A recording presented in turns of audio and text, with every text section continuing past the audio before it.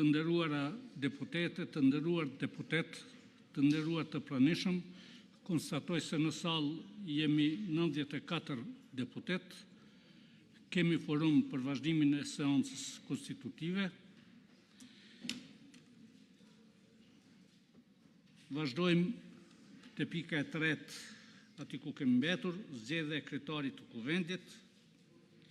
Më 19 qershor 2025, subjektet politike PDK, LDK, Lista Sërbe dhe AK-Nisma nuk kanë propozuar antar për Komisionin Zgjedhor për zgjedhjen e kryetarit të kuvendit.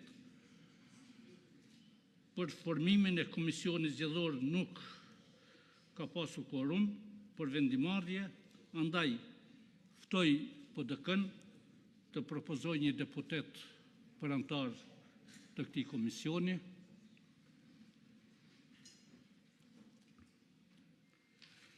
Ftoj LDK-n të propozoj një deputet për antar të këtij komisioni.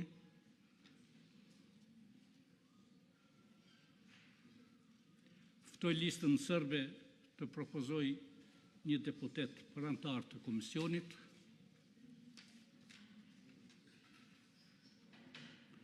Ftoj AK-n Nisma të propozoj një deputet për antar të komisionit.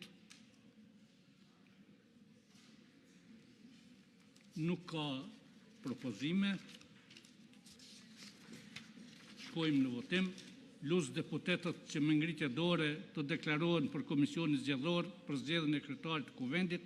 Kush është për?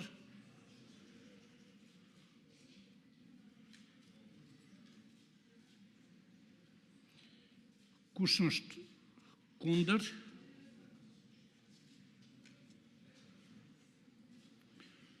Kush abstenon?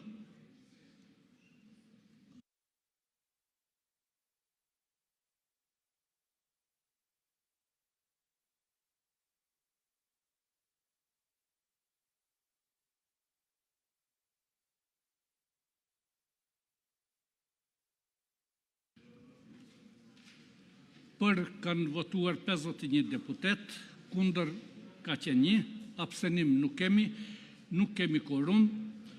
Ndërpritet seanca shihemi me 23/6/2025 në ora 11. Fillimisht, vish po du me potencu se kur jeni nisju më orë mëngjes të ju e dini për shkakin e orë. Do me mbulu konstituimin e kuvendit, edhe predni që kjo me ndodhë, si që edhe po presin qytetarët jashtë. Njëjtë muj me full në emën të deputetëve të lëvizjes vetëvendosje, që kur jemi zgjuar mëngjes na kemi orë për me votu. Kjo zoja në fjollë që ishte këtu para meje, përfshi dhe deputetët që u prononcuan para jush sot në emën të subjekteve politike, asë një për tyne nuk dimi u kallëzu pse kanë orë sot, nëse s'votojnë. Pse janë qu mëngjes, janë veshë, janë dreqë dhe vinë ullën në ullëset të kuvendit të Republikës edhe nuk votojnë. Asë për, asë kunder, asë nuk abstenojnë. Cili është funksioni një deputeti që quhet mëngjes vjena dhe shkon të shtëpia pa e lënë shej kërkon heq. Unë mendoj që pyetjet më apo. Se cili për jush do të më kërku përgjegjësi për deputetëve. Këta po thonë është përgjegjësi e lëvizjes vetëvendosje. Dakord, jemi përgjegjës të gjithë për konstituimin e kuvendit me qenë se histor. Në kryesinë e kuvendit janë gjithë subjektet politike. Mirë po, të gjithë deputetët e lëvizjes vetëvendosje po vinë dhe po votojnë për. Ç'kjo është puna jone? Njëri do të me votu edhe deputetë opozitës, për me konstitu kuvendin. E pastaj të qeveria, aty motët, kush e ban qeverinë, aty duhet kompromise, me qenë se kushtetuta nuk e ka përcaktu kush ose kujt i takon qeveria. Përveç se fitusit, herën e por, edhe nëse ai mrena 2 ove mrin me i bo numrat. Po të kuvendi është e qartë, thuhet, ju takon 3 subjekteve më të mëdha, fituesit dhe 2 partive tjera, 2-tës dhe 3-tës dhe 2 përfaqësues prej komuniteteve pakicës. Prandaj, edhe njerë, duhet me pos një arsye kur deputeti quhet edhe vjen punë, edhe nuk e ban punën e vetë, edhe kjo është jo përgjegjësi totale e secili deputet që vjen këtu ulet dhe shkon shtëpi pa votu. Edhe e fundit uroj shpresoj që gjykata kushtetuese të del sa më shpejt me vendim, për shkak se për neve tani më është e qartë që votimi i fshet është një nga alternativat dhe për më tepër është shumë e rëndësishme për qytetarët e Republikës me kuptuar që është hera 27 që nuk votohet komisioni.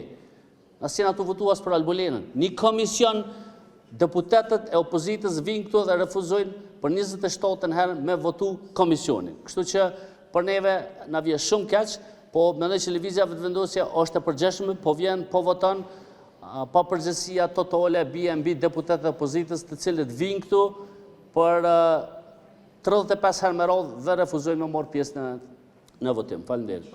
Sot ishte seanca e 35 dhe edhe njëherë u demonstrua publikisht që për lëvizjen vetëvendosje, për Albin Kurtin, pushteti është më i rëndësishëm se shteti. Egoja është më e madhe se Kosova. Ambicia është më e madhe dhe më e rëndësishme se demokracia. Kjo situatë duhet të marrë fund dhe presim nga lëvizja vetëvendosje që të reflektojë. Kosova është buzë kolapsit. Çdo ditë kemi lajme, informata, konfirmime për dëmin e pariparueshëm që kjo situatë po i shkakton ekonomisë. Dje pam lajme të frikshme për krizën buzë kolapsit në sektorin e energjisë. Ftesë publike për reflektim. Mjaft është mjaft. Faleminderit.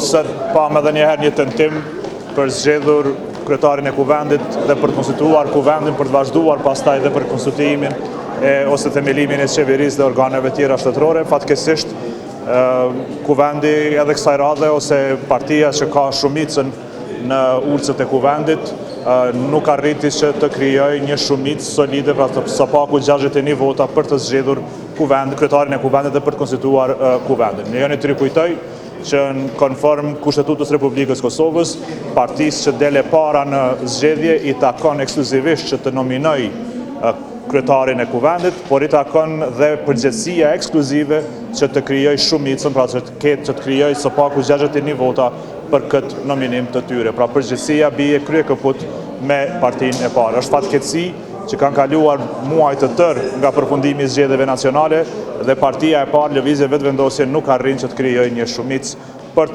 të konstituar kuvendin dhe për të vazhduar me krijimin e institucioneve të tjera. Një sekond, lutem. Njëkohësisht është e pashmangshme që të flas edhe për krizën ose në gjendjen që e kemi në sektorin e energjisë elektrike. Pra siç duket sipas informacioneve qoftë raportuara nga mediat, qoftë nga institucionet e këtij sektorit të energjisë, qofshin ato private apo publike si Kekekost ose private si Kesko. Jemi dëshmitarë të një komunikimi të fundit të vetë Keskos që deklaron që vetëm njësia A3 ose bloku A3 po prodhon 110 MW energji elektrike. Në rrethana normale do duhej që të kishim një prodhim vendor të energjisë elektrike mbi 800 MW. Kapacitet mbi 800 MW, për momentin kemi vetëm 110, pra shumica dërmuese e energjisë që konsumohet nga qytetarët dhe bizneset e Kosovës po importohet dhe natyrisht që kjo importohet me shumë fishmi më të lartë se sa prodhimi vendor. Më lejoni të rikujtoj edhe një herë qytetarët e Kosovës që lëvizja vetëvendosje vazhdimisht ka kundërshtuar ngritjen e kapaciteteve të reja prodhuese të energjisë vendore.